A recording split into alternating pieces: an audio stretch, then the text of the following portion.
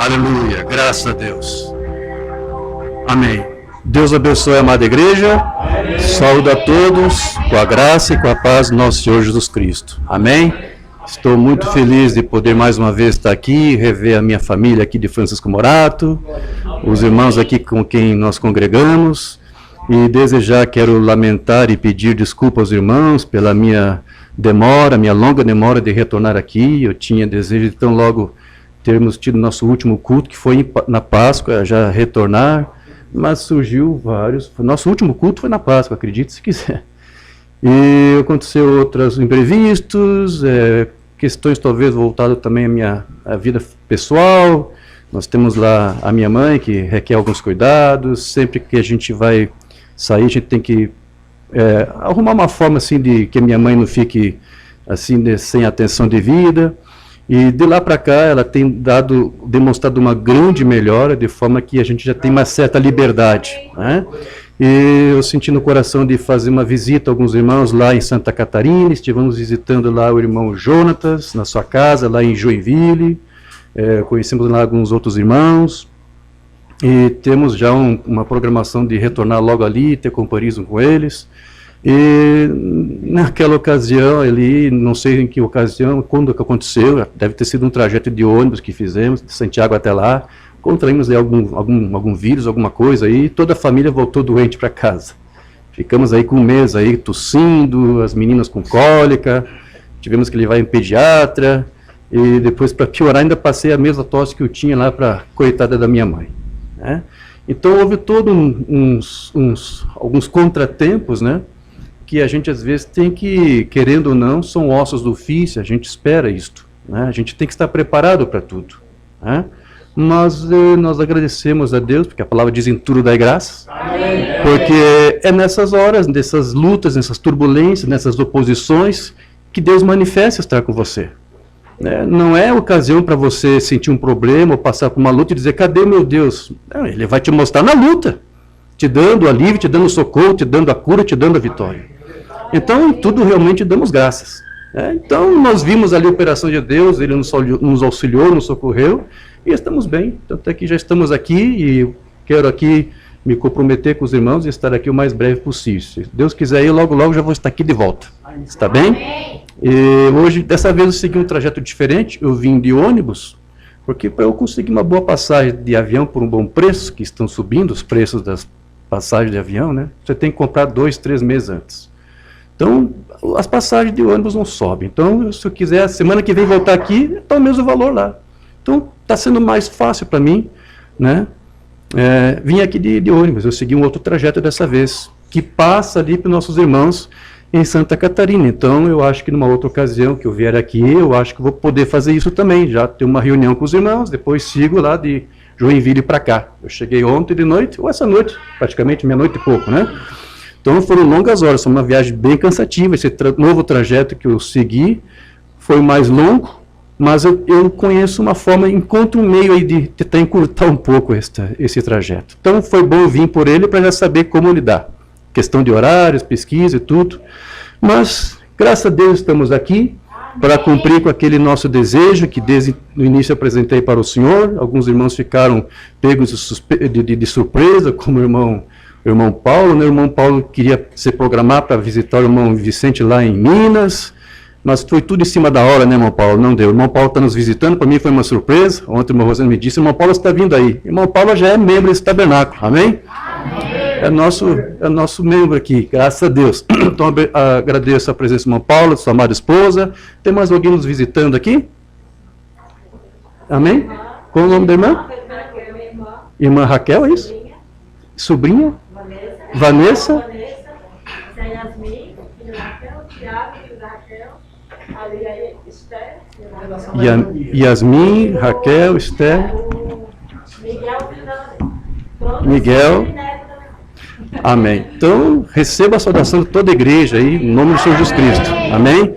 Que houve? Tá. Som. Não é lá o problema? É aqui mesmo? Som.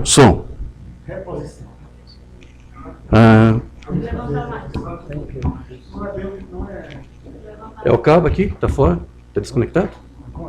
Tenta tirar o cabo e coloca de volta. Som. Mas os irmãos conseguem me ouvir? Tá bom. Então, mais uma vez, agradeço os irmãos e as irmãs que nos visitam, que vocês possam sair daqui ricamente abençoados, que a graça do Senhor Jesus esteja com você, que os anjos do Senhor acompanhem você e que Deus te conceda grandes vitórias. Amém? Estamos, então, muito felizes aqui. Quero compartilhar a saudação da parte de irmã Rebeca, minha esposa, e da minha mãe, a irmã Dirce. Envia saudações aí a todos vocês aqui na congregação e aos irmãos que também nos acompanham, que estão na transmissão. Amém? Só quero aqui deixar registrado, então, como nós sempre fazemos, né, quando eu estou aqui em viagem, eu faço questão de mencionar os outros locais que eu pretendo visitar depois. Saindo daqui na terça-feira, estaremos indo ali para o Rio de Janeiro, para na quarta-feira, no dia 15, então, nós teremos também nossa reunião com alguns poucos irmãos que se reúnem conosco ali, na casa de irmã Leila. Eu penso que é o mesmo horário daqui, 18h30, 19 horas, estaremos tendo nossa reunião. Então, os irmãos do Rio de Janeiro, fiquem atentos para estar conosco ali e ter esse tempo de companheirismo. Amém? No dia seguinte, o dia 16, vamos estar ali na casa de irmã Pianca, uma pequena congregação, um pequeno partícula da noiva ali de Jesus. Né? Havia um pastor lá que congregava, que pastoreava, ele abandonou essas ovelhas e ficaram lá desgarrados. Então, eu me pontifiquei ali a ajudar aquelas ovelhas. Né? Cariacica e Espírito Santo. Sim, então, volta e meia, nós estamos ali sempre dando um apoio para aqueles irmãos. Né? E eu quero estar ali com eles na quinta-feira, dia 16 de outubro. Está bem, meus queridos? Amém. Certo, graças a Deus. Então, desde imediato, vamos logo para o nosso tema que eu quero trazer para você. Na verdade, a minha proposta aqui é trazer para você uma continuação da última mensagem que eu trouxe para você, que foi a mensagem de Páscoa. Você lembra qual que foi? Não vai lembrar, né? Quem é que está lembrado? Qual foi o último tema aí? Não lembro, né? Eu vou inocentar vocês de olvidar, porque já faz tempo. Mas foi o Salmo 22 que nós estudamos aqui. Né? Então foi um salmo que nós estudamos. E naquela ocasião, exatamente, eu mencionei que era um salmo messiânico e que o salmo seguinte, o salmo 23, era uma continuação desse salmo. Então, eu poderia trazer um outro tema aqui para você, como é a ocasião, como é um culto de ceia hoje. Geralmente se traz uma mensagem mais evangelística ou pastoral, é o que eu gostaria de fazer, mas eu senti no coração de pelo menos completar aquele estudo com este que eu pretendo trazer hoje. Porque o Salmo 23, na verdade, é um complemento do Salmo 22. Então, é uma coisa da minha cabeça, eu queria trazer isso para você. Então, vai ser uma espécie de estudo que vamos estar trazendo aqui. Não tivemos culto hoje de manhã, não tivemos escola bíblica dominical. Então, esse nosso estudo hoje, peço perdão dos irmãos, vai ser uma espécie de escola bíblica dominical noturna, digamos assim. Está bem, meus irmãos? Como eu disse, para dar continuidade àquele nosso tema. Então, é sobre isso que nós vamos tratar. Se continuar muito o barulho das motos, eu pedi para os irmãos, pode deixar assim, mas se prosseguir, se for muito frequente, os irmãos fecham as portas, para não atrapalhar, porque já não temos o microfone funcionando, aí vai ser mais difícil, né? Vou ter que disputar com as motos, não vai ser fácil, não vou ter voz para isso. Tá bom, meus irmãos? Então, o nosso tema hoje é o Salmo 23. Mas, irmão de hoje, o que há para se falar desse Salmo? Todos nós sabemos, estamos carecas de saber o que Salmo 23 se trata. Ah, você acha mesmo, né? Você vai surpreender hoje, tá bom? Hoje essa escritura vai ser renovada para você. Assim como foi o Salmo 22, uma coisa totalmente nova para muitos irmãos, o Salmo 23 vai ser visto de uma forma que você nunca jamais pensou que poderia ser. Amém? Salmo 23, eu vou usar uma tradução aqui, embora a Bíblia que eu trouxe, como eu expliquei para o Rosendo, é Nova Almeida Atualizada. É uma tradução diferente, né? Moderna. Os irmãos se colocam de pé, mas eu vou fazer a leitura aqui da revista atualizada, que eu gosto de fazer. Mas embora eu creio que você esteja com a revista corrigida, mas não tem problema, os irmãos vão entender. Salmo 23. Quem achou, diga amém. Amém. Graças a Deus. Aleluia. Amém. Vou ler aqui a minha tradução. O Senhor é o meu pastor, nada me faltará. Ele me faz repousar em pastos verdejantes. Leva-me para junto das águas de descanso. Refrigera-me a alma. Guia-me pelas veredas da justiça e por amor do seu nome. Ainda que eu ande pelo vale da sombra da morte, não temerei mal nenhum, porque tu estás comigo. O teu bordão e o teu cajado me consolam. Preparas-me uma mesa na presença dos meus adversários. Unges-me a cabeça com óleo. O meu cálice transborda.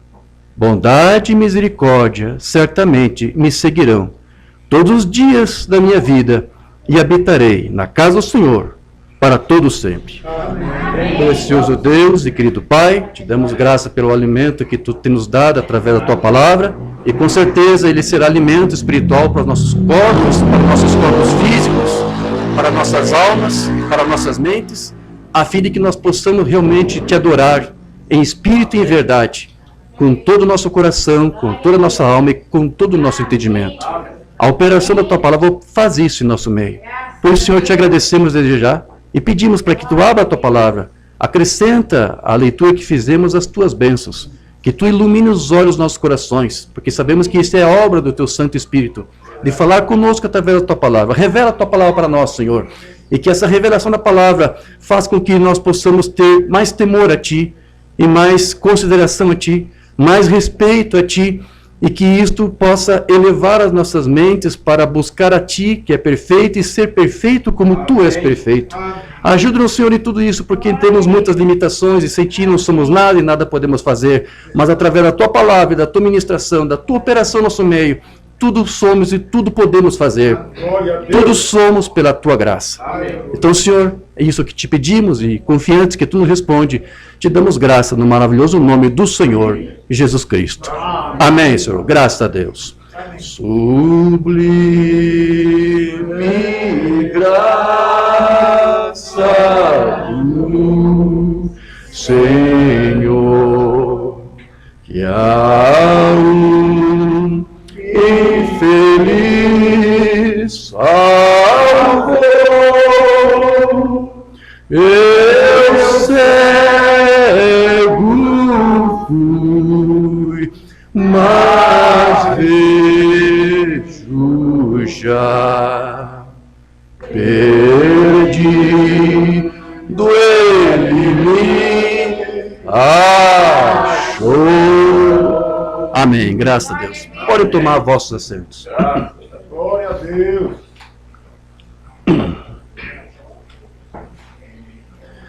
Bom, meus irmãos, este livro dos Salmos, ele abre o que se chama de a terceira divisão do cânon hebraico do Antigo Testamento.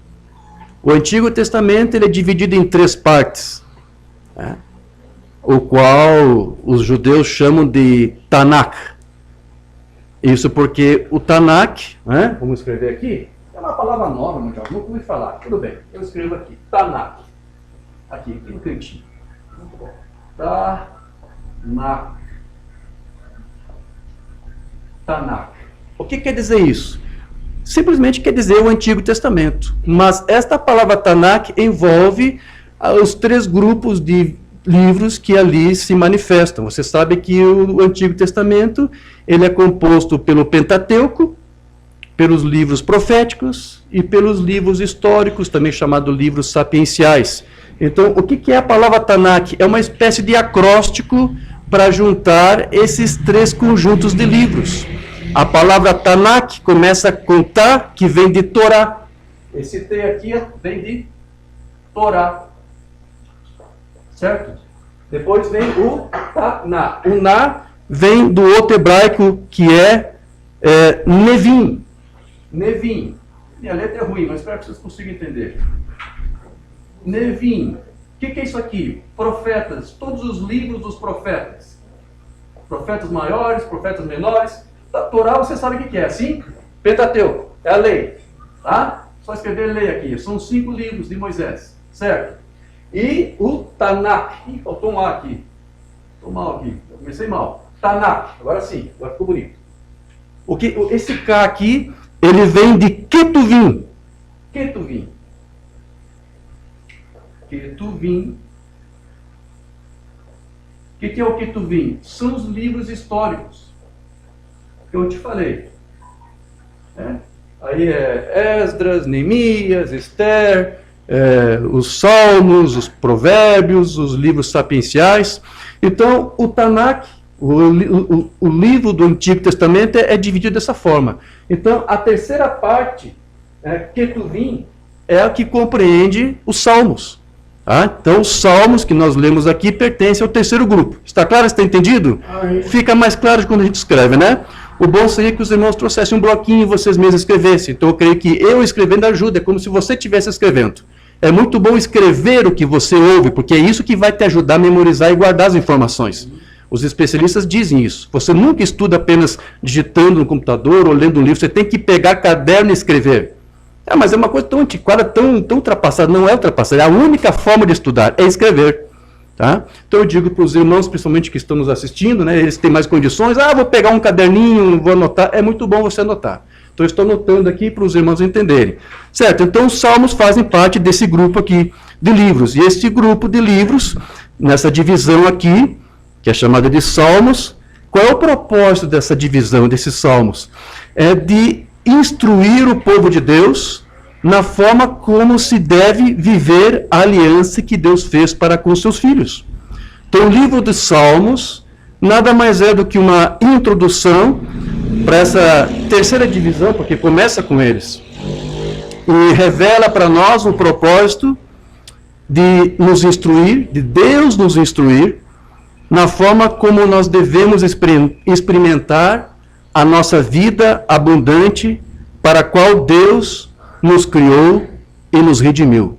Então, o livro de Salmos é um livro de instrução, de uma certa forma. E essa instrução, ela vem de muitas formas particulares. Você tem ali nos Salmos, você tem hinos, você tem cânticos de ações de graça, você tem lamentos, choros, prantos, você tem cânticos de confiança, você tem ali salmos de sabedoria, de conselho, e você também tem principalmente salmos do reinado divino, ou seja, salmos messiânicos, que tratam do Messias, do Rei Messias, o Logos de Deus, o Filho unigênito de Deus. Os salmos tratam muito disso. Aliás, este Rei Messias é o personagem principal de todo esse livro dos Salmos, que compõe uma espécie de inário, porque você sabe que os Salmos são hinos.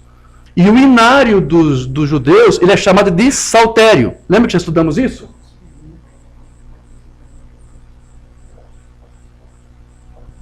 Saltério. O que é isso?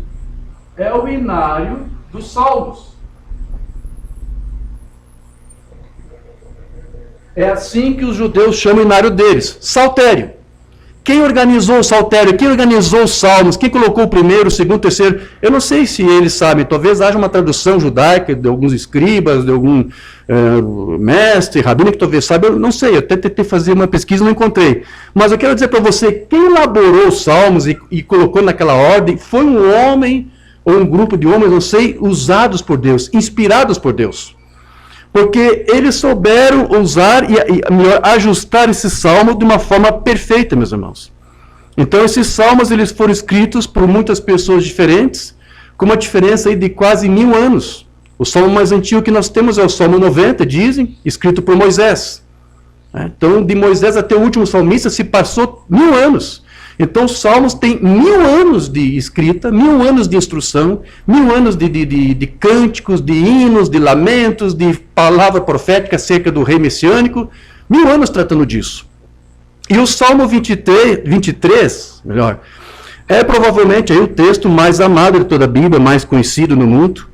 Ele é citado aí, ouvido, não apenas em trechos de hinos, mas também em liturgias, muito citado nos sermões, nas igrejas, nos púlpitos, até mesmo aí em roteiros de filme, às vezes você vê aí o Salmo ser mencionado, né?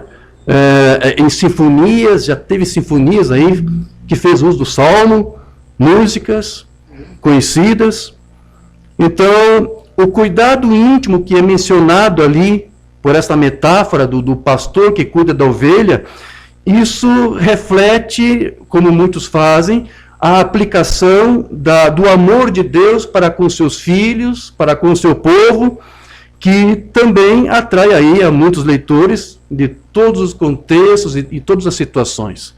Porque qualquer pessoa que lê o Salmo 23, ele vai se incluir como alguém que está sendo ali cuidado por Deus, o seu pastor. O Senhor é meu pastor, nada me faltará, Ele cuidará de mim, Ele pelejará por você, Ele estará ao teu lado, você não vai passar vergonha, você não passará vergonha, dor, luta, porque Deus vai estar contigo, ou seja, nas lutas Deus vai estar contigo, porque Ele cuida de você, Ele é o teu provedor, não é isto? Então, essa aplicação é muito comum e é feita em todas as igrejas, por todos os ministros, e este Salmo 23, inclusive, é bastante recitado aí nos cultos fúnebres, sim,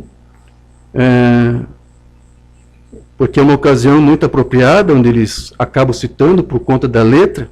Ninguém sabe exatamente quando que essa prática se tornou popular, quando que isso começou, mas sem dúvida é uma boa referência que os ministros usam, principalmente aquela parte que diz, né, do vale da sombra da morte, porque faz menção da pessoa que desceu este vale, ou seja, está falando de morte, está falando de sepultura, mas ao mesmo tempo lá no final, quando diz que habitarei na casa do Senhor para todo sempre, ou seja, é uma palavra de alento e de conforto para o familiar que perdeu ali um parente, que está no vale da sombra da morte, ou seja, que partiu, mas há aquela promessa de que Deus, por ser o seu pastor, vai cuidar e vai um dia ressuscitar e colocar juntamente com ele, para que todos reinem em um só corpo, formando o corpo de Cristo. Então, o Salmo 23 é um salmo que conforta, por isso que é muito recitado nos cultos fúnebres. Amém? É uma aplicação que se faz, e está tudo bem. Ok. Então, a suposição de que o Salmo 23 se refere a qualquer pessoa que queira se incluir ali como aquele que é a ovelha e Deus é seu pastor, e que tem se difundido, praticamente isso é universal, isso é em toda parte. Todos aplicam o Salmo desta forma. E existe hoje, inclusive, nas academias, nos seminários teológicos, várias maneiras ou métodos de você analisar e interpretar os textos bíblicos. Hoje, o avanço, digamos assim, o progresso entre esses estudos acadêmicos é tal que eles já possuem aí algumas ferramentas literárias específicas, de modo que hoje um teólogo, um doutor, ele pode se especializar em cada uma dessas áreas. Existem várias áreas de investigação. Hoje se criou vários tipos de métodos de investigação acerca das Escrituras. Eu vou citar aqui apenas alguns para você, e isso aqui você vai entender que é necessário você saber. Existe aí vários tipos de crítica, que é assim que chamam, são métodos, críticas dos textos. Existe a crítica literária, que são aqueles estudiosos, exegetas, biblistas, que tentam buscar o sentido real das Escrituras no que tange à formação literária, porque existem várias formas literárias nos livros. Por exemplo, os evangelhos sinóticos seguem uma literatura de narrativa, porque eles contam uma história. Não é exatamente uma biografia, porque até comentamos hoje, né, irmã Rosendo? Há muitas limitações, não se conta muita coisa acerca de Jesus, há muitas coisas que nós gostaríamos de saber, porque não é um livro biográfico, mas é uma forma de narrativa, ele conta histórias, fatos reais. Então existe aí um grupo de estudiosos que estuda esta área, tentando definir quais são os teores e o tipo de literatura de cada um. Como disse, tem os livros poéticos, como são os salmos, enfim, então existe essa área que trata disso. Existe a crítica das fontes, que é aquele grupo de estudiosos que se limita apenas em estudar, por exemplo, quem escreveu os livros, aonde foi escrito, quando foi escrito, para quem foi escrito. Alguns estudiosos dizem, os evangelhos, por exemplo, foi escrito para todos. Richard Bauckham é um estudioso nessa área que diz isso. Há outros que dizem, não, cada livro foi escrito para um grupo específico. Tem alguns dessa crítica aqui, da literária, ou da fonte, melhor, que diz, por exemplo, que o Evangelho de Mateus foi escrito apenas para a igreja ali da Síria, supostamente tenha sido escrito ali em Antioquia, então teria sido para aquele grupo apenas. Né? Na verdade, os evangelhos eu creio que foi escrito para toda a igreja, para todo o povo. Mas pode-se dizer que alguns livros, algumas epístolas, foram escritos para grupos específicos, sim. Isso está muito claro, como, por exemplo, a Carta aos Hebreus. Né? Porque já diz, Carta aos Hebreus, aos judeus. Mas aos judeus, quais judeus especificamente? Ora, quem mais podia ser, irmão Jorge? Os judeus lá de Jerusalém? Não. Os estudiosos dessa área dizem que a Carta dos Hebreus foi escrita única e exclusivamente para os judeus, os crentes judeus que viviam lá em Roma. Porque eles estavam sendo perseguidos de tal forma que muitos estavam desanimados, ao ponto de até querer desistir da sua fé, abandonar a sua fé. Então o autor de Hebreus, que não sabemos quem foi, mas não foi Paulo, isso é certo, mas foi alguém que conheceu a mensagem de Paulo, então ele está incentivando, olha, não tentam voltar para o judaísmo, porque é isso que esses judeus estavam querendo fazer. Ele diz, o judaísmo foi apenas uma sombra, agora nós temos o que é perfeito. Se você conhece isso e você retrocede, você vai apostatar, porque você foi iluminado, você provou da sabedoria, do Espírito de Deus. Então aquela orientação ali era para reforçar, para retomar a confiança daqueles judeus que estavam sendo muito perseguidos naquela época. Eles estavam alegando ali que a perseguição poderia ser até uma espécie de castigo de Deus por ter abandonado o judaísmo. Então, não estamos fazendo bem essa fé cristã, vamos voltar para o judaísmo. Então, essa carta foi escrita para aquele povo. Então, essa área aqui da crítica das fontes busca saber disto. Quem escreveu, onde foi escrito. Então, nenhum estudioso tenta se aprimorar e investir em todas essas áreas, porque todas elas são muito profundas e muito amplas. Então, sempre cada especialista vai se dedicar em uma única e específica área. Há outras áreas, outros métodos de críticas, como, por exemplo, a crítica da redação, a crítica textual. Não vou explicar para nós ganhar tempo. Existe o método da crítica estrutural, existe também o método da crítica histórica, ou histórico-crítico, que, ao meu ver, é um dos piores que existe nas academias, que foi muito explorado pelos teólogos liberais alemães, porque o método histórico-crítico anula toda a parte sobrenatural das Escrituras. Todos os estudiosos dessa área negam todo o sobrenatural, negam as curas, negam os milagres, negam o nascimento virginal, negam a própria ressurreição de Jesus, negam que um dia ele voltará, negam uma salvação. Enfim, é um absurdo. E, infelizmente, a maioria das academias teológicas hoje estão infestadas desse tipo de crítica histórica. É a pior de todas. E existe ainda também uma outra crítica que é chamada crítica da forma, e é com essa aqui que eu quero trabalhar um pouquinho com você. Vou escrever aqui. Crítica da forma. Está dando para entender minha letra? Vocês estão conseguindo entender? Ok. O que é essa crítica da forma e por que estou tratando dela? Porque essa interpretação que nós temos dos Salmos, principalmente esse que nós estamos estudando, essas interpretações aqui que eu dei para você, de que o Salmo está tratando ali de alguma coisa voltada às nossas próprias vidas pessoais, onde nós nos adequamos ali, ou nos ajustamos àquela escritura, dizendo que Deus está nos cuidando, porque Deus é o nosso pastor, que nada vai nos faltar, ainda que nós passemos por tribulações, por lutas. Esse tipo de interpretação, ela seguiu e ela vem das escolas teológicas seguindo esse tipo aqui de método, crítica da forma.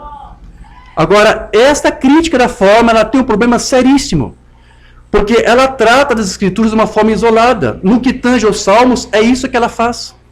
Os estudantes, os especialistas desse método, no caso dos salmos, eles isolam um salmo do outro. Ou seja, eles não veem nenhuma conexão entre, por exemplo, o Salmo 22, o Salmo 23, o Salmo 24, o Salmo 20, o Salmo 21, não vem nada. Eles estudam tudo isoladamente. E eles tentam dar apenas uma aplicação pessoal. Esse pessoal da crítica da forma, eles pregam isto de uma forma generalizada. Ou seja, eles dizem que a aplicação dessa escritura aqui é para todos nós.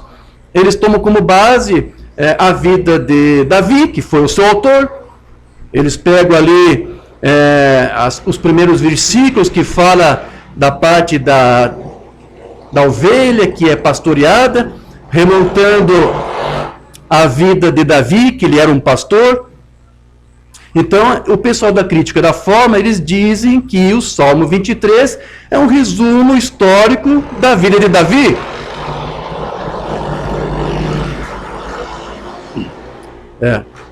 E então, eles pegam estes elementos do Salmo e tentam transferir para a vida dele. Então, os primeiros versículos ali que fala do pastoreio, né, pastos verdejantes, eles tentam remontar o tempo em que Davi estava lá, isolado dos seus irmãos, como um pastor que cuidava das suas ovelhas, né, um caçula de 8 irmãos, sendo que 3 deles foram batalhar na guerra. Aí depois os versículos finais que fala que ele está sentado em um banquete na presença dos inimigos, eles dizem que ali é já uma mudança da vida de Davi, já partindo já como um rei, porque depois, você sabe, ele se dirigiu até a cidade, se tornou conhecido, matou o gigante Golias, e ali depois se tornou conhecido até ser coroado rei de Israel. Então, o pessoal da crítica da forma, eles resumem e tentam aplicar esse salmo primeiramente a Davi, como se fosse um resumo da vida dele. Então, eles dizem que é Davi falando de si mesmo. Né? O Senhor é meu pastor. Quem é esse que está falando? Quem é essa ovelha, então? É Davi, eles dizem. Mas aí eles dizem, não, isso também pode ser aplicado a cada um de nós. Nós somos ovelhas desse pastor. E assim como cuidou de Davi, cuida de mim, cuida de você, cuida da igreja. Então, essa aplicação que nós temos, que é a aplicação que você vê em toda parte, em todas as igrejas, ela é fruto desse método da crítica da forma, que é um método errado. Porque o método da crítica da forma é incompetente, é incapaz de explicar para você o conteúdo do Salmo 23, ou de qualquer outro salmo. Está entendendo? Então, ainda que alguns comentaristas até consigam ver no Salmo 23 ali uma fala profética referente a Jesus, porque as Escrituras dizem que Jesus é o nosso pastor, né? Então, alguns até aplicam esse salmo a Cristo, porque ele disse, eu sou o bom pastor, João 10:11, eu sou o bom pastor dá a sua vida pelas ovelhas. Então, é isso que eles fazem. Esse método da crítica, ele faz justamente isso. Então, eles pegam essas passagens ali e dão uma aplicação pessoal. Quando, por exemplo, ali onde diz, refrigera a minha alma, eu tenho alguns livros de comentários bíblicos, versículo por versículo. Eu pesquisei cada um deles antes de vir para cá, e a maioria interpreta assim. Eu peguei a anotação de um ali. Como é que interpretou esse refrigera a minha alma? Ah, se entende que Deus refrigera o seu povo com sua voz tranquilizadora e o seu toque gentil. Tirei isso aqui do livro.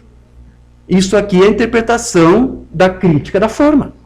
Né? E a parte que diz lá, pelo vale da sombra da morte, o que significa? Seria uma maneira de se referir a qualquer situação de aflição em nossa vida, e que Deus está ali conosco, que nos presta socorro, que nos ajuda, por qualquer tribulação, luta, perseguição que você sofra, você sabe que você tem um pastor que vai cuidar de você. Essa aplicação que nós temos, que todo mundo dá, que os pastores de todas as partes dão, seja da dominação, seja da mensagem, não importa, todos eles dão essa aplicação. Tudo isso vem deste método da crítica da forma. Então, meus irmãos, essas várias interpretações, até que elas têm, de uma certa forma, um certo sentido, e está tudo bem, porque você não pode esquecer que o Mombana nos disse que toda escritura profética, ela possui um duplo sentido. Você pode realmente adequar e dar um outro sentido para uma mesma escritura. Ele falava isto. Já estudamos várias vezes, já li sermões várias vezes, mas eu quero ler rapidinho só para refrescar a sua memória. Lagarta, locusta, gafanhoto, pulgão. Agora, esta profecia, é claro, como todas as outras profecias, possui um significado composto. Uma profecia, às vezes, tem um significado natural, então ela tem um significado espiritual.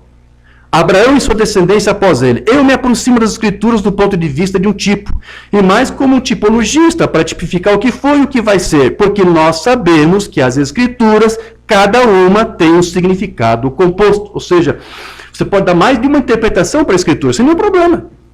Há um estudo que eu ministrei, uma das minhas transmissões que eu fiz, onde nós tratamos da escritura literal e daquilo que uma banda chamava de a leitura das entrelinhas. Você lembra disso? Ministramos sobre isso. Que ali, na verdade, é uma outra adequação, uma outra forma de ver e interpretar. Mamãe ensinava isso, está tudo bem, está perfeito. Só mais uma mensagem dele, a rainha de Sabá. Todas as escrituras possuem um significado composto, qualquer estudante sabe disso. Por exemplo, Mateus 3, quando ele disse, para que se cumprisse, do Egito chamei meu filho. Se você for acompanhar a referência a isto, era o seu filho Israel, mas isso também pertencia a seu filho Jesus. As escrituras possuem um significado composto. Perfeito, tudo bem, sem nenhum problema. Você pode pegar uma escritura e adequar e dar um outro sentido diferente daquilo que ela pretendia dar, desde que o outro sentido que você vai dar para ela não transgrida, não fira uma outra escritura, ou seja, desde que você tenha respaldo com outras escrituras, que confirme esse pensamento que você está ensinando. Você pode fazer isso. Então você pode adequar, desde que você faça isso com responsabilidade. Certo? Então essas interpretações que eu mostrei aqui para você, que nós acabamos de ver, são apenas aí algumas das maneiras de se acomodar o texto como consequência metodológica dessa crítica chamada crítica da forma. Ok. Então eu volto a dizer para você que essa crítica é uma metodologia que foi criada para diversos fins. Eles tentam, através disso, descobrir se houve algum acréscimo ao texto, se houve uma manipulação, se alguma coisa foi tirada, se alguma coisa foi acrescentada, se alguma coisa estranha foi incluída na sua composição. Eles também buscam descobrir ali o gênero literário daquela escritura. Essa crítica da forma busca fazer tudo isso.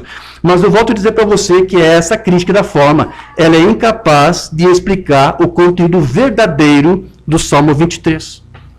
Se você ficar apenas com esse negócio, o Senhor é meu pastor e nada me faltará. O que você entende por isso, meu irmão, minha irmã? Como que eu vou entender? Deus cuida de mim, irmão Diógenes. Ele é meu pastor, ele é um bom pastor, assim disse Jesus. Então nada me faltará, ele vai estar comigo, ele vai me dar forças. Quando eu estiver passando pelo vale da sombra da morte, lutas, problemas, depressão, perseguição, ele vai estar comigo, porque ele vai me proteger com o seu cajado, ele vai me colocar em pastos verdejantes, águas cristalinas. É isso, é maravilhoso, é assim que eu aplico, irmão Diógenes. E a aplicação desse salmo tem nada a ver com isso. Nada a ver. Mas como que não, irmão Jorge? Então, qual é a forma? Como é que nós podemos fazer para descobrir? Usando o método correto de investigação, que poucos estudiosos fazem.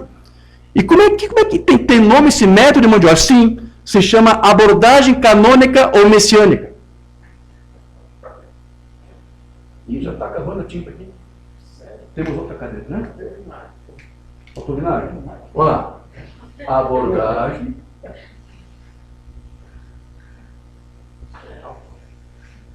canônica messiânica.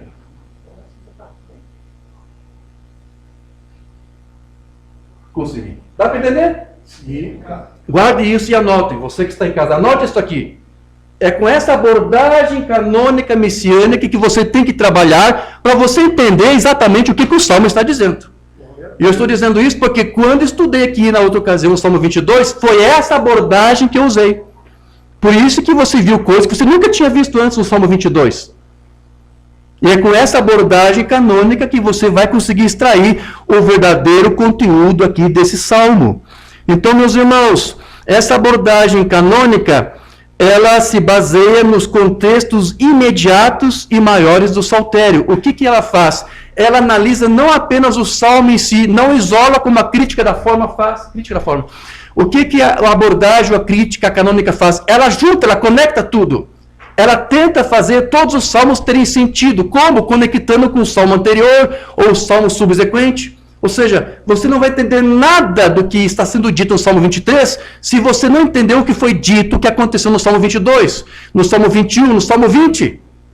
É como se você estivesse assistindo um filme e começasse logo pela metade. Você vai conseguir entender o filme se perdeu as primeiras cenas? Não tem. Ou ler um livro qualquer e começa pela metade. Você não vai, você perdeu, você deixou de ler o começo, os primeiros capítulos. Os salmos são assim. Eles têm uma continuidade, eles foram criados e colocados justapostos de tal forma que eles se conectam um com o outro. Muitas vezes o salmo ele termina de uma forma para que o salmo seguinte comece com a mesma linguagem, com o mesmo teor do salmo anterior. Então, quem elaborou esta ordenação dos salmos percebeu e entendeu isso. Eu quero dizer que ele foi guiado por Deus, inspirado por Deus, para ordenar o salmo dessa forma. Cada salmo é como se fosse um capítulo de um livro contando a história de alguém, de um personagem. E quem é esse personagem que é mencionado aqui? O Rei da Glória, o Senhor Jesus Cristo, o Rei Messiânico. Então, quando você usa essa abordagem sem isolar o significado dele, mas associando com o que é dito em outros salmos, eu expliquei isso no estudo que ministrei do Salmo 22, eu expliquei isto. Estou retomando isso aqui. Se você fizer isso, então você vai conseguir extrair o verdadeiro sentido dele. Então, não é possível entender o conteúdo do Salmo de forma isolada. É preciso ver o que foi dito no Salmo 22 e nos subsequentes para nós entendermos o que está sendo tratado ali. O Salmo 23, na verdade, é uma continuação perfeita do Salmo 22.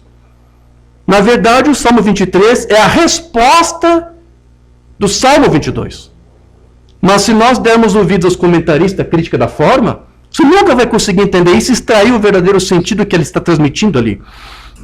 Então, quem compôs esse saltério, como eu disse, ele foi inspirado por Deus, porque a sua intenção foi demonstrar adequadamente e colocar cada salmo no seu devido lugar, porque ele havia entendido que cada um deles era como se fosse um capítulo de uma história que estava ali sendo contada. E é a abordagem canônica que vai permitir você extrair esse verdadeiro sentido. Certo? Amém. Certo. Eu já tinha elaborado esse estudo para trazer aqui para você, e coincidência ou não, eu estava ali vendo alguns vídeos no YouTube, e um ministro ali, um professor da escola bíblica, era um teólogo, ele colocou ali um vídeo, como interpretar corretamente o Salmo 23.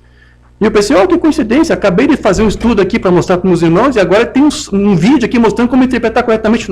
Não pensei duas vezes, vou assistir, quem sabe eu agrego mais informações, né? Mas aí quando eu fui assistir a interpretação do teólogo ali, qual foi a interpretação correta que ele deu para o Salmo? Crítica da forma. Pensei, que desapontamento, que tristeza. Meus irmãos, todos esses ministros, todos esses pastores que vêm dessas escolas, é só o que eles sabem colocar.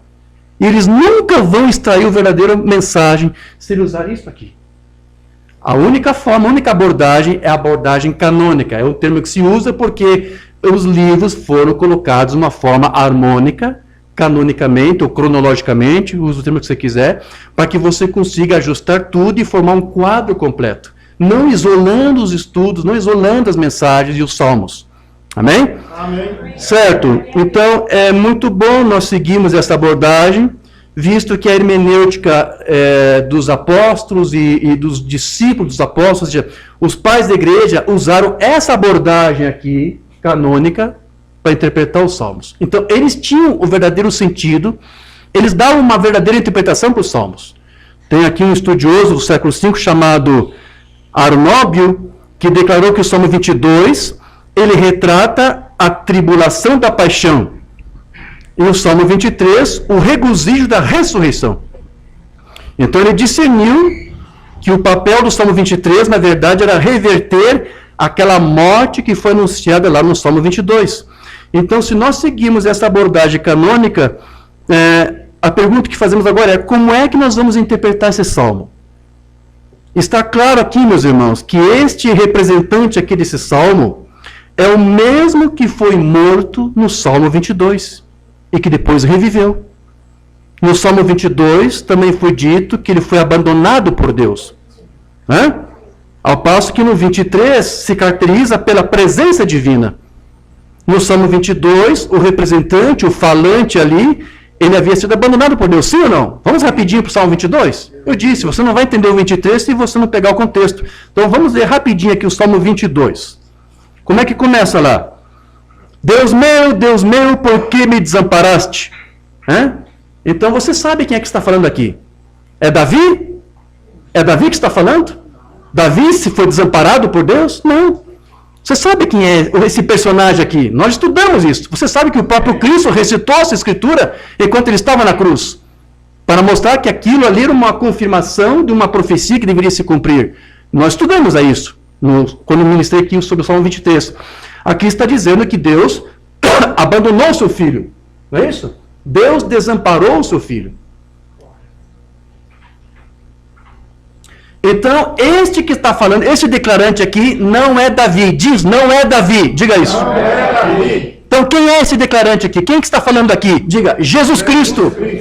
O Jesus do Novo Testamento. Diga isso. O Jesus do Novo Testamento. Amém. Amém. Aí você vai lendo o Salmo, eu vou só recapitular bem rapidinho, só para nós entendermos. Olha o Salmo 11 lá.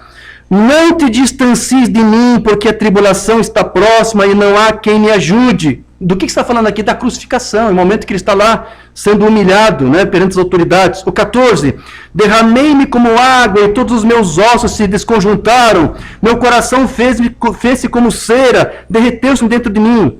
Verso 15, secou-se o meu vigor como um caco de barro, e a língua se me apega ao céu da boca, assim me deitas no pó da morte.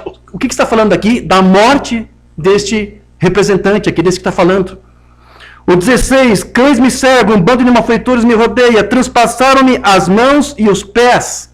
Está falando da crucificação. Aí o verso 20, salva-me da boca do leão e dos chifres dos búfalos. Sim, tu me respondes. O que isso aqui já está tratando que Deus, aquele que abandonou, agora estaria respondendo, ou seja, ele está sendo aqui ressuscitado dentre os mortos. E no verso 27, os confins da terra se lembrarão do Senhor e a ele se converterão, diante dele se prostrarão todas as famílias das nações. Dali em diante você já vê que o quadro está tratando de Cristo, aquele que foi desamparado, foi morto, foi humilhado, foi envergonhado, desceu à sepultura, foi morto, mas ele ressuscitou e agora está ali reinando como rei. O Salmo 22 está mostrando tudo isto. E o Salmo 22 termina com este rei que morreu agora reinando. Então, quando você vai para o Salmo 23, o que você tem ali? Uma continuação deste que foi desamparado por Deus. Aquele que foi desamparado por Deus, oh Deus, por que me desamparou? Quando você vai para o Salmo 23, o quadro já não mudou completamente? Claro, agora diz o Senhor é o meu pastor. Ele está dizendo, Deus agora está comigo. Aquele que me desamparou agora está comigo. Agora está aqui comigo, me auxiliando, me socorrendo, me apacentando. Ou seja, esse que está falando aqui está se colocando como ovelha dele. Então, no Salmo 23, Deus agora está com ele. No Salmo 22, Deus o desamparou, o abandonou. Eu li vários sermões, irmão Branham, mostrando para você que ele cria nisso, que Deus deixou o seu filho morrer na cruz sozinho. Ele fala isto, o que prova que ele não era um unicista. O unicista não crê dessa forma. Então, onde nós lemos, o Senhor é meu pastor, desculpe, e nada me faltará, poderia muito bem ser uma resposta àquela primeira declaração do Salmo 22, verso 1. Meu Deus, por que me desamparaste? Como ali depois você viu que ele morreu, ressuscitou, e agora está ali reinando, então o que você tem agora? Você tem agora Cristo sendo ali amparado por Deus. Esse rei agora está sendo amparado por Deus, que é o mesmo, esse que está sendo amparado ali por Deus no Salmo 23, é o mesmo que no Salmo anterior havia sido desamparado. Então, o Salmo 22 e o Salmo 23 mostram contraste. No 22, esse rei estava desamparado. No Salmo 23, agora este rei foi amparado. Agora está junto com Deus, aquele que o abandonou. Então, meus irmãos, volto a dizer, esse personagem aqui, meus irmãos, a crítica da forma diz que é Davi. Eu digo para você, não é Davi. Então quem é, irmão Diógenes? Este é o próprio Cristo, é o rei messiânico, o Filho de Deus. Amém. O Logos que saiu de Deus. Amém. O Deus unigênito, como dizia João lá em seu Evangelho. Então, esse pastor do Salmo 23, quem é, meus irmãos? Não pode ser Cristo. Hã? Como muitos estão alegando. Porque muitos dizem, Jesus disse, eu sou bom pastor, então eles pegam isso aqui, a crítica da forma faz isso. Então esse pastor aqui que está pastoreando a ovelha, quem é esse pastor? É Jesus, ele é bom pastor? Não! Esse que está falando, que está sendo pastoreado, este é Jesus, este é o Cristo, este é o Messias, que está sendo amparado por alguém que ele chamou de pastor. Quem é esse pastor que está pastoreando esse Messias, esse Cristo? Deus! Diga, Deus! Jeová! O qual ele está servindo ali como pastor, como ele sempre foi. Deus, ele também é pastor, você sabia disso? Deus é pastor. As Escrituras mostram que Deus é o pastor de Israel.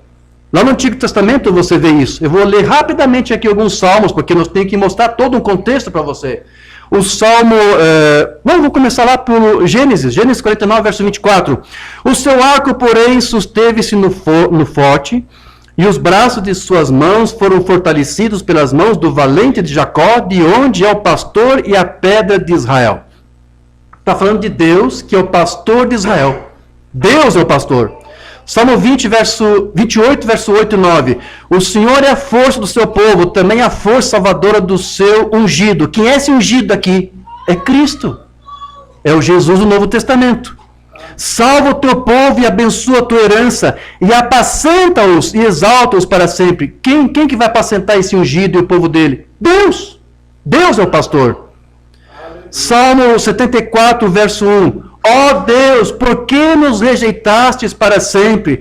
Por que se acende a tua ira contra as ovelhas do teu pasto? Quem é esse Deus aqui? Jesus, no Novo Testamento? Não, esse aqui é Deus mesmo, como está escrito. Ele é o pastor.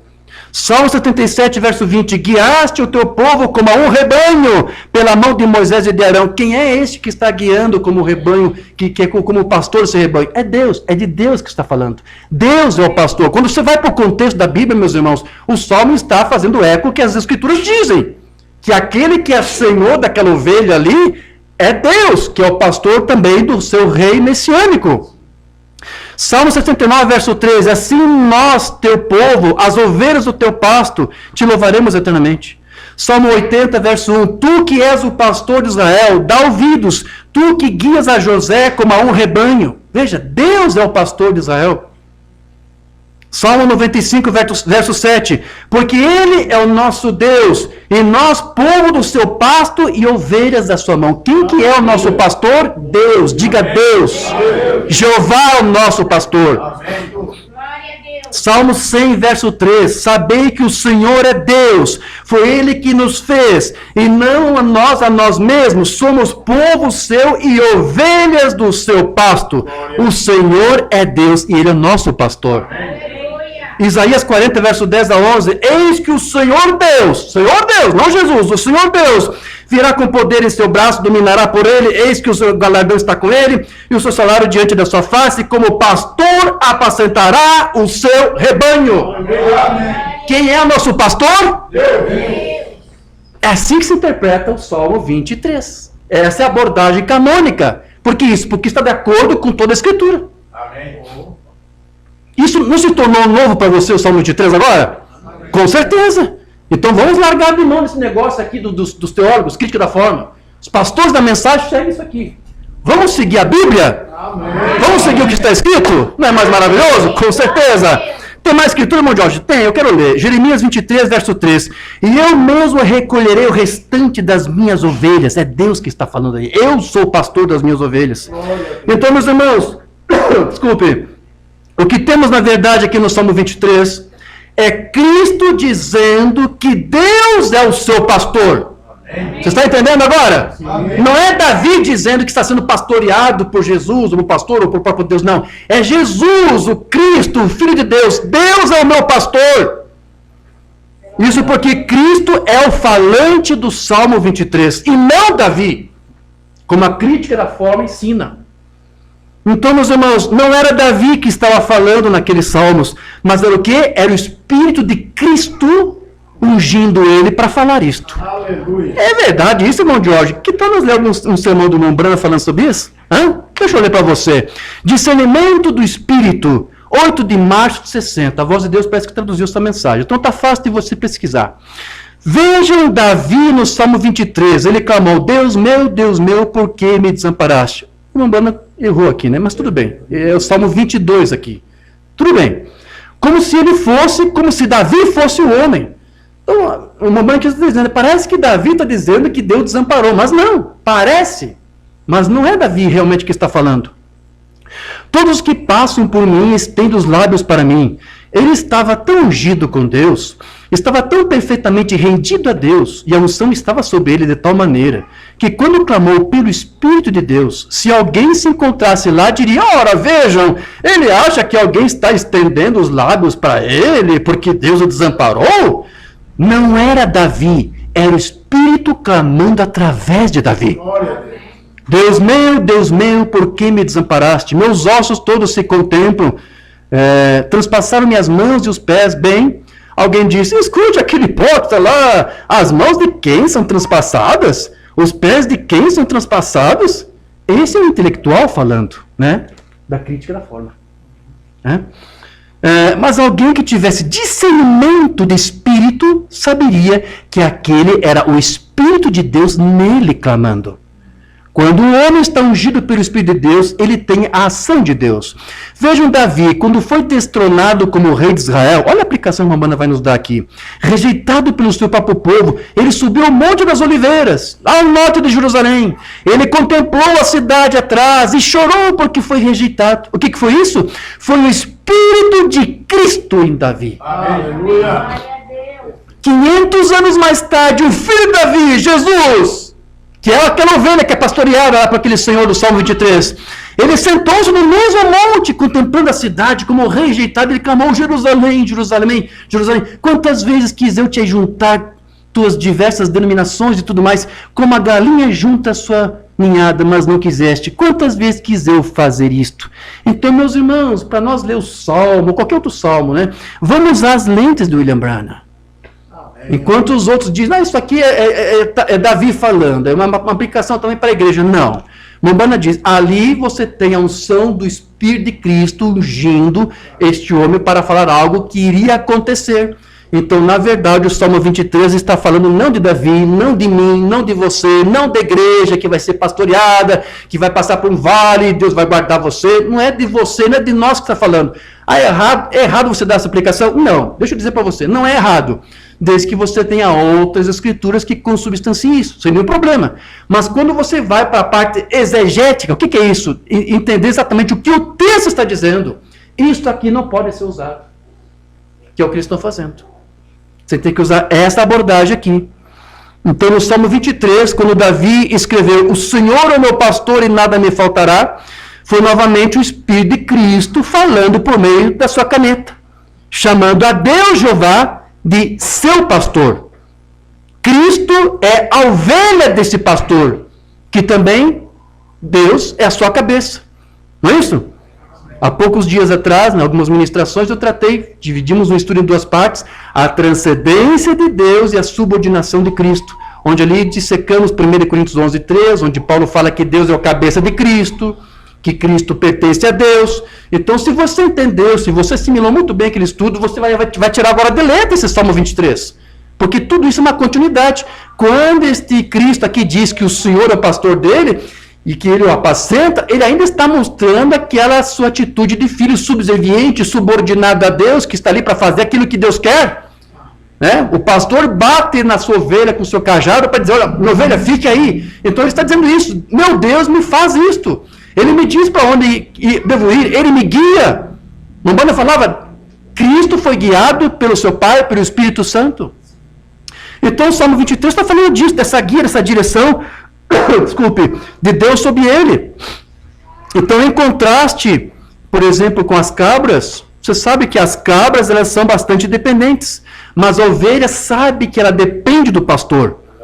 Então, o que esse Cristo aqui está fazendo quando se iguala, se compara a uma ovelha, nessa metáfora, e tem Deus como seu pastor, está dizendo, eu não posso fazer nada sem meu Pai. Tudo que eu faço é porque Ele me guia e me mostra o que fazer. Ou seja, quando ele se diz que ele é ovelha, que Deus é seu pastor, ele está dizendo, eu dependo do meu Pai para tudo, Ele que tem que me guiar, eu não faço nada por mim mesmo. Amém. Eu fui enviado para fazer não a minha vontade, mas a vontade daquele que me enviou.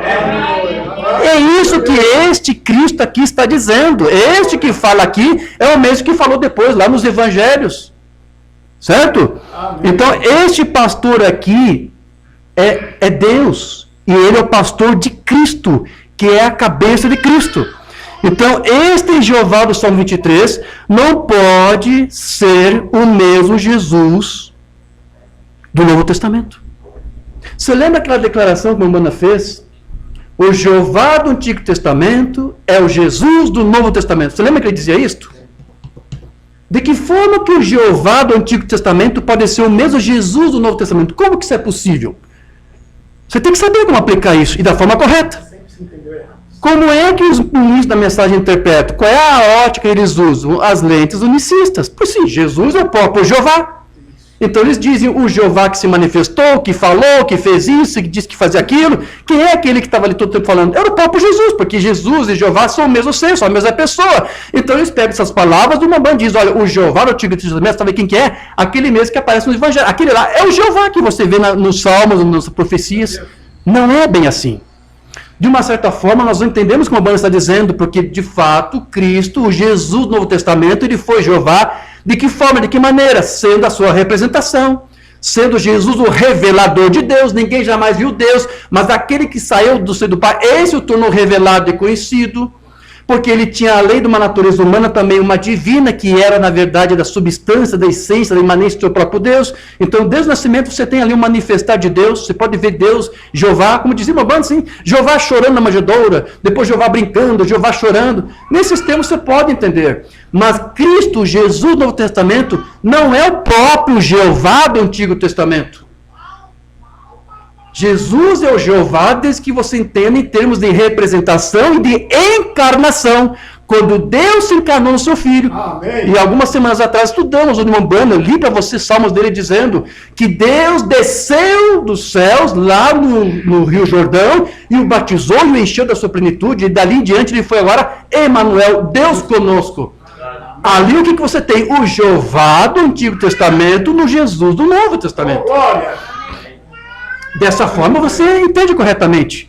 Mas não é dessa maneira que os ministros da mensagem estão interpretando. Eles estão usando essas palavras de uma maneira para dizer, não, o Jeová do Antigo Testamento é o próprio Jesus. Por favor, há escrituras que quando você usa essa abordagem canônica, você vê que isso é impossível. Isso transgride todo o resto do contexto exegético da Bíblia. O próprio Salmo 23 comprova isto. Porque, vamos lá, se esse Senhor, se esse pastor do Salmo 23 é Jesus, como é que ele vai pastorear quem? Quem vai ter para pastorear? Porque aquele que é pastoreado ali, você sabe quem é Jesus. Mas se Jesus é o próprio pastor, que eles dizem, então esse pastor vai pastorear quem? Vai pastorear a si mesmo? É essa interpretação que eles dariam. Isso está errado. Um outro texto aqui que eu posso citar para vocês, o Salmo 110, o verso 1. O que diz lá? Diz o Senhor ao meu Senhor. Não é isso? Assenta-te à minha mão direita, até que eu ponha todos os inimigos por escabelo dos teus pés.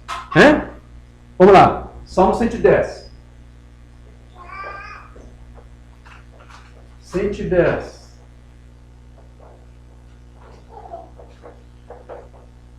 Disse o Senhor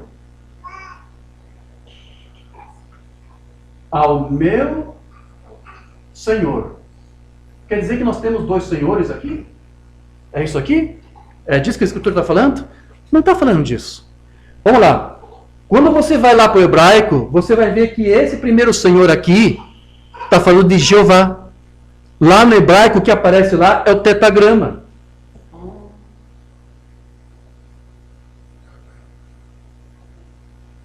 Mais ou menos assim, né? Que alguns dizem que não se pronuncia.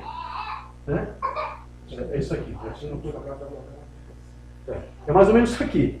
Assim é como nós fazemos. Os americanos fazem diferente. Eles colocam isso aqui. O Y, H, W, H. Isso aqui é um H. Aqui escrevi errado, mas tudo bem.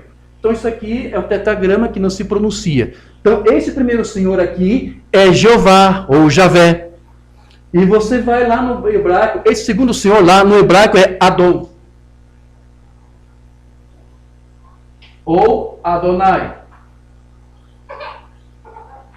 Então, o que a Escritura aqui está dizendo no Salmo 110, verso 1? Disse Jeová a Adonai.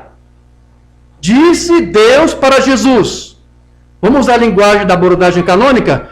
Disse o pastor para a sua ovelha: assenta-te à minha mão direita até que eu ponha todos os inimigos por escabelo dos teus pés.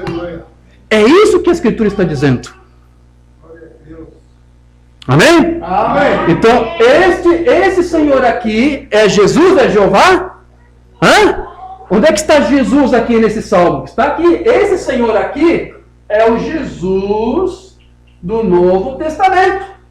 Você está entendendo agora? Amém. Amém. O que o irmão quer dizer com isso? Nem sempre você vai ver na Bíblia Jeová do Antigo Testamento sendo um próprio Jesus do Novo Testamento. Aqui está a prova. Você tem isso no Salmo 110, você tem isso no Salmo 23, você tem Deus dizendo que Ele é o Jeová, Ele é o pastor, e tem alguém que Ele pastoreia, que não é Ele próprio, é seu filho. Você tem aqui Jeová dizendo: eu vou levantar o meu Senhor, o meu Adonai, o meu servo, a minha ovelha, o meu ungido, para sentar à minha direita, até pôr os inimigos caber aos seus pés. Então, o Jeová do Antigo Testamento não é o Jesus do Novo Testamento. Os ministros da mensagem interpretaram tudo errado. Está claro isso para você? Amém? Amém. Graças a Deus. Diga glória a Deus. Isto Isto aqui é a abordagem canônica, meus irmãos. Então, no Salmo 22, Deus havia lhe desamparado, mas agora no Salmo 23, Deus está com o seu ungido. O que temos aqui é um contraste explícito e mais amplo de abandono versus presença visto nos dois salmos. Então, como foi dito antes, não é possível entender o conteúdo de nenhum salmo original segundo esse método da crítica da forma. Você não pode fazer isso sem você conhecer o contexto envolvido dos outros salmos. Eu não queria ser demorado, mas é extremamente necessário aqui expor para você rapidinho, porque nós temos que mostrar esta abordagem canônica, porque eu tenho que te provar para você qual é a forma correta de interpretar. Então você tem, por exemplo, o Salmo 20, que está falando ali do rei messiânico. Salmo 20, versos 5 e 6, nós nos alegraremos pela tua salvação, e em nome de nosso Deus arvoraremos pendões, cumpra o Senhor todas as tuas petições, agora sei que o Senhor salva o seu ungido. Esse ungido aqui é Cristo. Então esse Senhor aqui quem é? É Jeová salvando Cristo da morte. Ele cuidará desde o seu santo céu com a força salvadora da sua mão direita.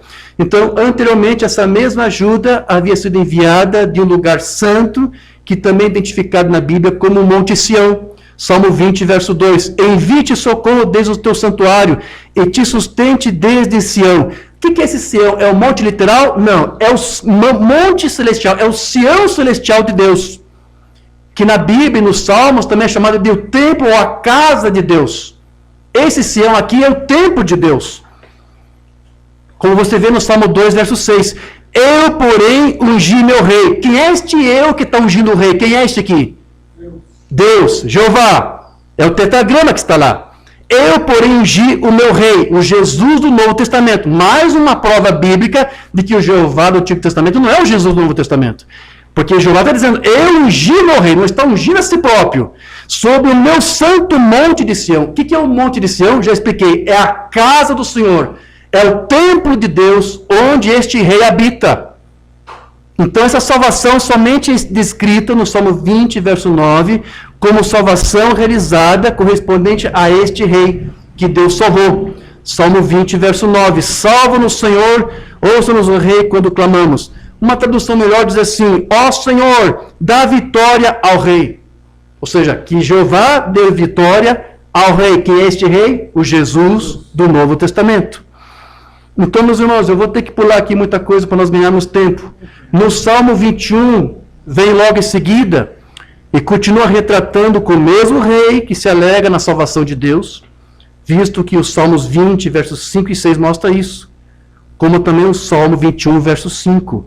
Grande lhe é a glória da tua salvação, de resplendor e majestade o sobrevestiste. Deus está revestindo este rei de esplendor e majestade. Na Bíblia hebraica e no saltério, esse par de palavras aqui está designando atributos da divindade.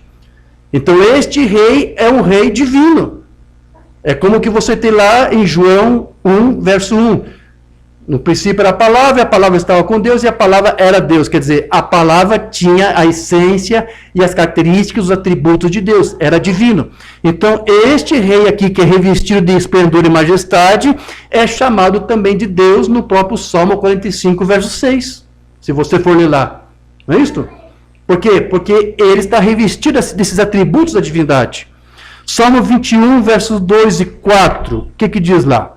Cumpriste-lhe o desejo do seu coração e não negaste as súplicas dos seus lábios, pois vais ao seu encontro com as bênçãos de bondade, pões na sua cabeça uma coroa de ouro fino. Quem está fazendo isso? Deus, sobre o rei, que é Jesus. O pastor de Jesus está coroando a sua ovelha com uma coroa. Vida te pediu e lhe deste, mesmo longura de dias para sempre e eternamente. Então veja, meus irmãos, a crítica da forma isola todos esses salmos. Você nunca vai entender isso aqui.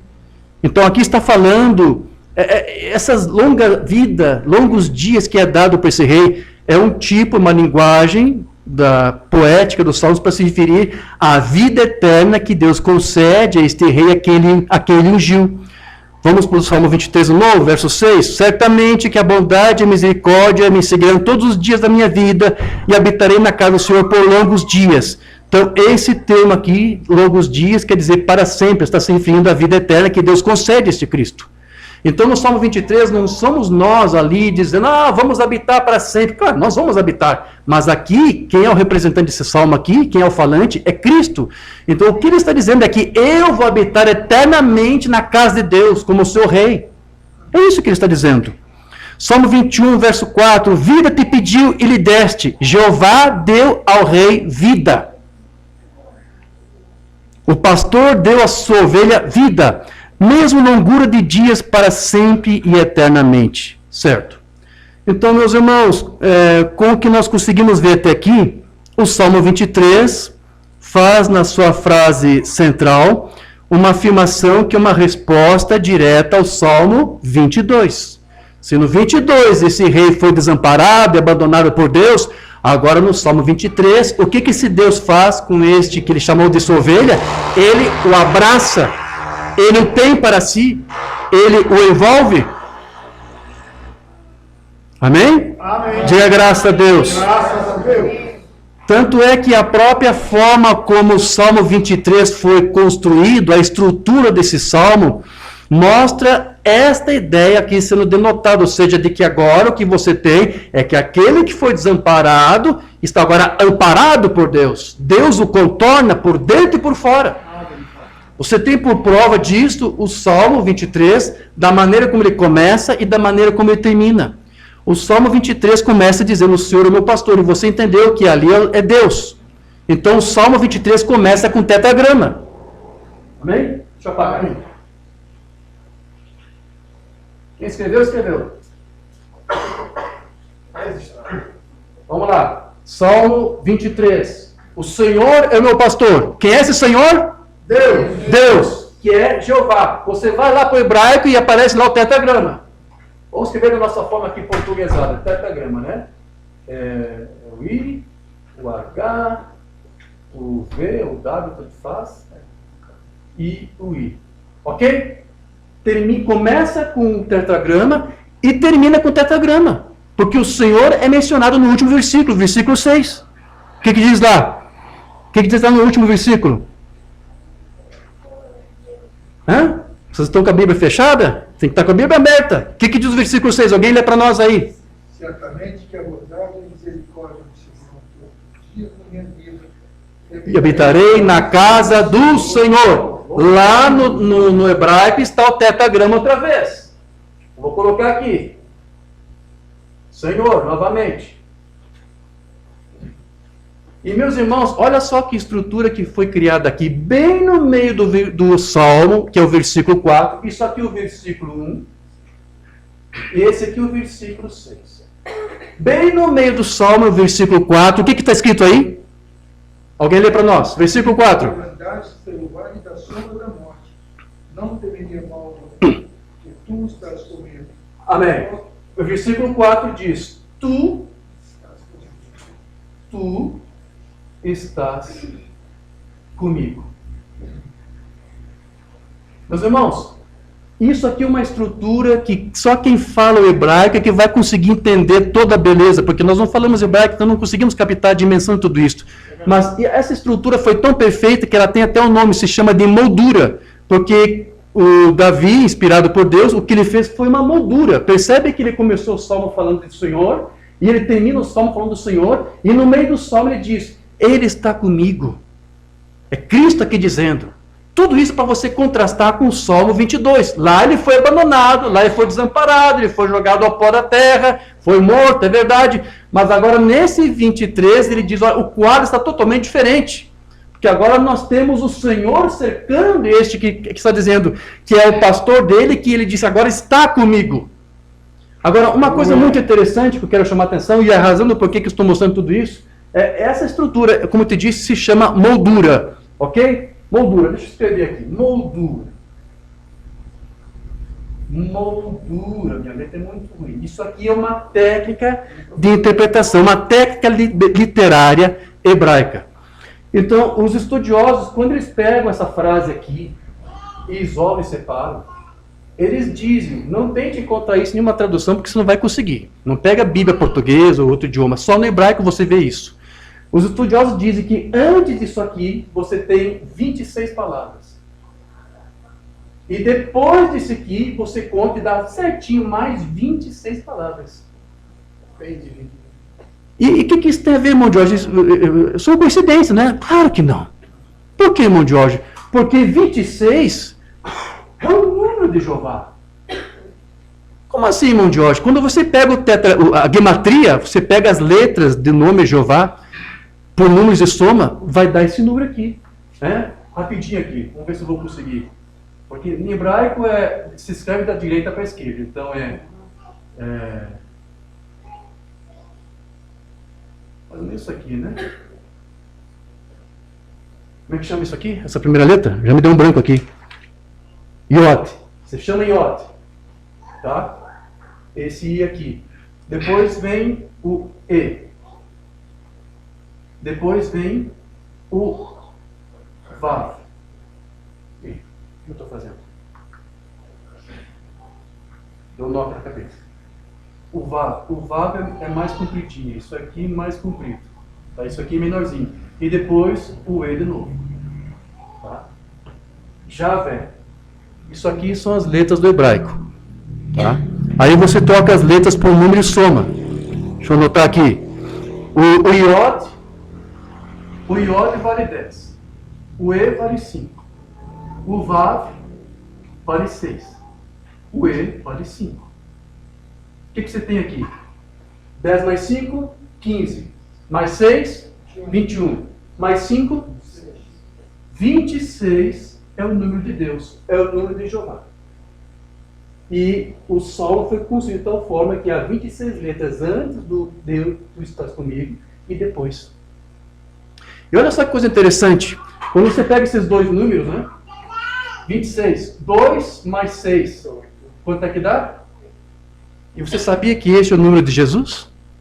Quando você escreve Jesus em grego, Iesus, eu não vou fazer aqui, só vou escrever o nome dele. Iesus. Tá? Você vai lá, troca as letras por número e soma. Vai dar 888. Então, Jesus, ele pode ser o Jeová do Antigo Testamento, porque é filho dele, tem a mesma natureza dele, mas são dois seres distintos, é verdade. Mas ele está aqui para refletir quem para nós? Deus, Jeová. Amém. Então veja como é perfeito esse salmo e da maneira como ele foi construído, para mostrar para nós que tudo isso tem uma correlação. O número 8, você sabe o que significa na Bíblia, sim? Nós estamos vivendo a sexta dispensação, esperando pela sétima, que é o milênio. Depois virá ainda uma oitava dispensação, que é o quê? O novo céu e nova terra. O número 8 na Bíblia quer dizer coisas novas, uma nova aliança. Deus vai fazer coisas novas conosco. Deus destruiu o mundo por um dilúvio e deixou que 8 pessoas dentro de uma arca reabitasse ou povoísse a terra. Deus recomeçou todo mundo, a terra, assim, a habitar com 8 pessoas. Ou seja, o número 8 quer dizer isso. E o número 8 também tem a ver com ressurreição. Na Bíblia, você vai ver que houve 8 ressurreições. Lá no Antigo Testamento, você teve 3 no Antigo Testamento, 3 nos Evangelhos e 2 em Atos. Então o número 8 também simboliza isto. Vamos para o Salmo 23, versículo 2 agora. Quero trazer mais algumas coisas antes de nós concluirmos. 23, verso 2. Ele me fez repousar em pastos verdejantes. Esse versículo 2 aqui está situando este falante em pastos verdejantes, pastos viçosos, que lá no hebraico é Desh. Você vê aqui. Desh. Creio que a pronúncia deve ser isso aqui. Isso aqui são pastos verdejantes, viçosos. Que isso é uma caracterização, assim diz os exegéticos, de Gênesis 1. Porque essa mesma palavra vai aparecer lá em Gênesis 1, nos versículos 11 e 12. E disse Deus, produza a terra relva. No hebraico lá é Desh, pastos verdejantes. erva que dê semente, árvore frutífera que dê fruto segundo a sua espécie, cuja semente está nela sobre a terra, e assim foi. E a terra produziu relva, dash outra vez, pastos verdejantes. Erva dando semente conforme a sua espécie, árvore frutífera cuja semente está nela conforme a sua espécie. E aí você vem também lá para Joel 2:22. Joel 2:22. O que Joel 2:22 está tratando ali? Está tratando do paraíso escatológico de Deus, que é comparado a pastos verdejantes. Não temais animais do campo, porque os pastos do deserto reverdecerão. Deixe de novo. Porque o arvoredo dará seu fruto, a figueira e a vide produzirão com vigor.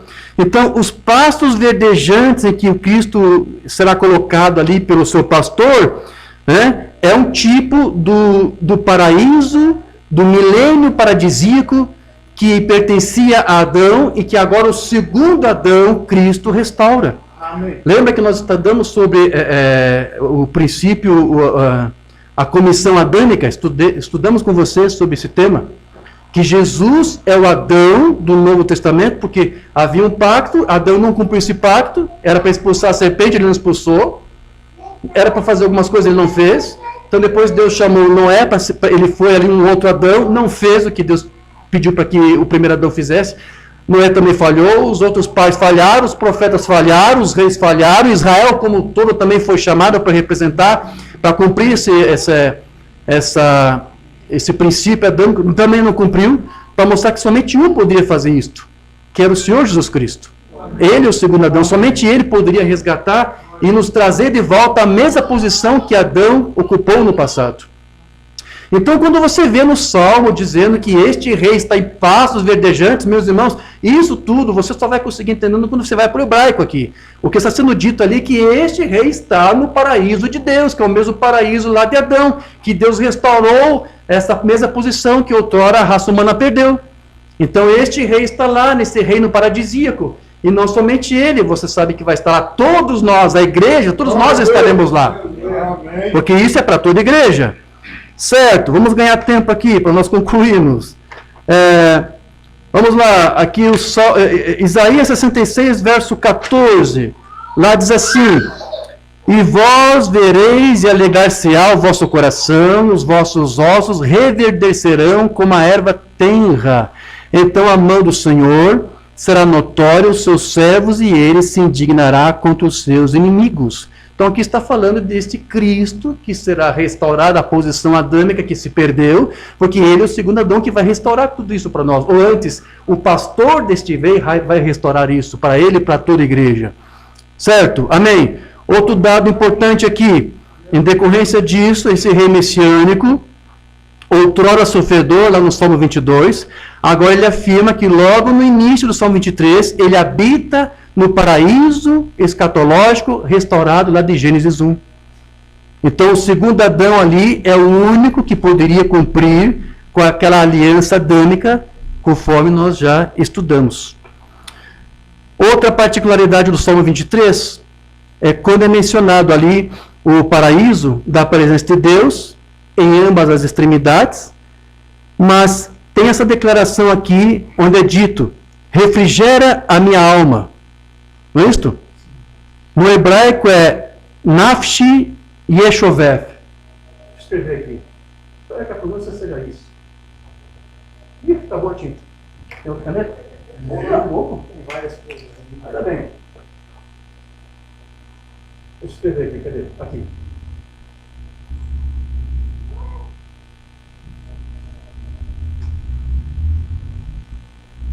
Nafshi Yeshovah. No hebraico é isso. Refrigera a minha alma. Bom, você vai para aquela crítica da forma e como é que eles interpretam essa escritura? Oh, o Senhor refrigera a minha alma. Ele me traz alento, Ele me acude em momentos de aflição, Ele me faz ter mais confiança nele, nas suas promessas, porque Ele me ama, porque Ele é o bom pastor, Ele refrigera a minha alma, Ele me traz um frescor do seu bálsamo de Gileade. Eles podem fazer um monte de coisa, uma linguagem poética também, não é isso? Mas essa escritura aqui não está tratando disso. Não está tratando de alma sendo refrigerada. Quando você vai lá para o hebraico, o sentido correto dessa palavra é: Ele fez minha vida voltar. Ou Ele renova a minha vida. Então, o que esta ovelha lá no Salmo está dizendo? Ele refrigera minha alma. Está dizendo: eu estive morto, mas Ele me ressuscitou. Amém. Ele me trouxe de volta dos vivos. Ele me trouxe de volta dentre os mortos. É isso que estava no original. Ele me fez a minha vida voltar para mim. Então, ali o que está tratando, meus irmãos, é da ressurreição literal de Cristo da morte. Mais uma vez, para confirmar, fazer um contraste, o Salmo 22. Salmo 22, esse rei morreu. Mas agora, aqui no Salmo 23, o que Deus fez com ele? Nafti e Eshoveth. Ele refrigerou o Salmo, ou seja, trouxe a sua vida de volta dentre os mortos. Ele ressuscitou esta sua ovelha. Porque ele disse: agora Deus está comigo. Ele me cerca, sua presença está em mim. Amém. Amém, diga graças a Deus. Graças a Deus. Aleluia. Mais um detalhe aqui nesse salmo. Veja, há muita coisa aqui nesse salmo que eu não vou tratar para você, porque não faz sentido, porque isso tem a ver com o texto hebraico. Você teria que conhecer o hebraico, porque aí os estudiosos pegam as raízes do hebraico, meus irmãos, é coisa impressionante. Eles mostram que tudo ali não está nada por acaso. Eles pegam algumas raízes das palavras que são utilizadas ali e que se repetem em outros salmos que tratam exatamente da mesma coisa, o mesmo tema. É tudo uma construção perfeita. Só que nós temos que conhecer o hebraico para falar disso. E eu não vou fazer isso aqui, não vou te trazer outros termos para não ficar tedioso aqui esse estudo. Mas eu estou te dando apenas alguns elementos para consubstancial que eu tenho tentado mostrar para você. Que esse método de abordagem, de interpretação, que é a chamada canônica ou messiânica, é a correta para você entender o conteúdo deste salmo. E mais um elemento que eu quero chamar a atenção para você, que está no Salmo 23, verso 2 ainda. Ele me fez repousar em pastos verdejantes, e depois o que diz? Leva-me para junto das águas de descanso, ou águas tranquilas. Sabe do que está se referindo ali, essas águas tranquilas? Do templo, do santuário. O que isso tem a ver, irmão Diógenes? Tem tudo a ver. Porque eu expliquei para você que o Monte de Sião é o templo de Deus, é a casa de Deus, é o Sião celestial. E a palavra diz, quando você vai em conexão com outros salmos, como o Salmo 132, por exemplo, lá fala que até o monte desce águas tranquilas. Salmo 132, verso 13 e 14, porque o Senhor escolheu a Sião, desejou-a para a sua habitação, dizendo: este é o meu repouso para sempre, aqui habitarei, pois o desejei. Então aqui está dizendo que o repouso desta ovelha, onde é que é? Na casa de Sião, no templo de Deus, certo?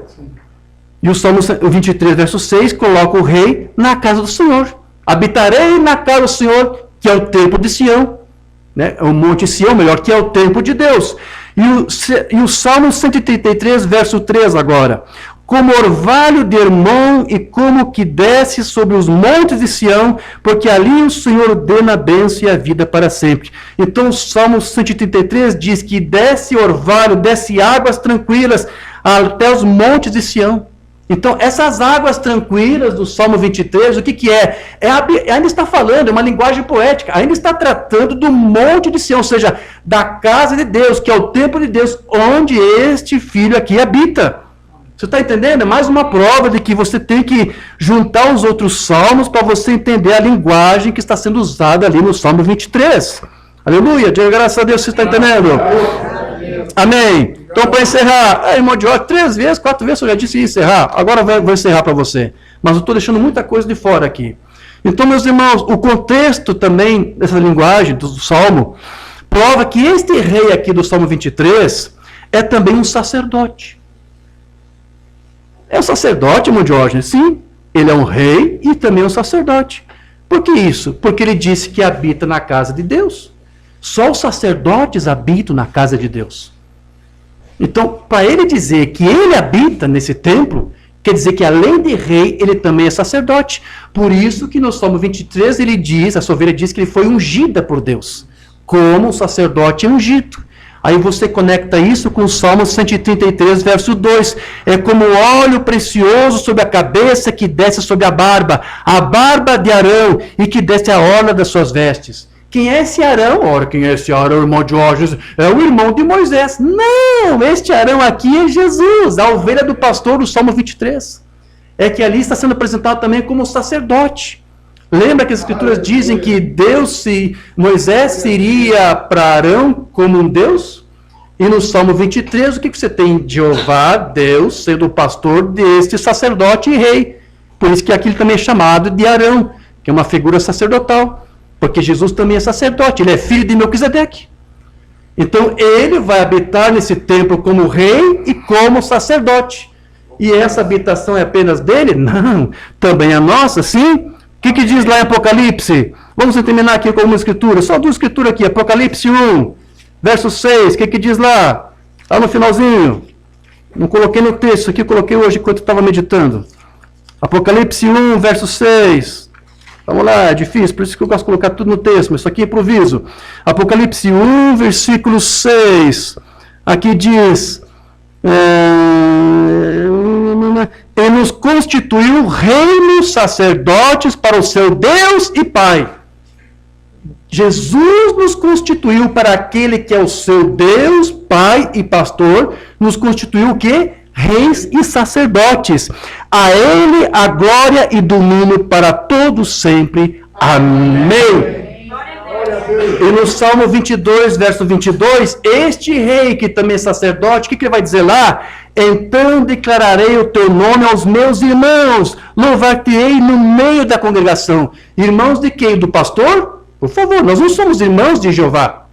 Nós somos filhos de Jeová. Amém. Mas esse que diz que vai levar os irmãos dele para serem apacentados juntamente com ele nessa congregação, este aqui é Jesus. Ele está dizendo, eu vou levar todos os meus irmãos juntamente com ele, comigo, para que assim como eu reino nesse templo da casa do meu Deus, por toda a eternidade, aqueles que eu farei de reis sacerdotes habitarão comigo nesse templo para todos sempre. Amém. Diga graças a Deus.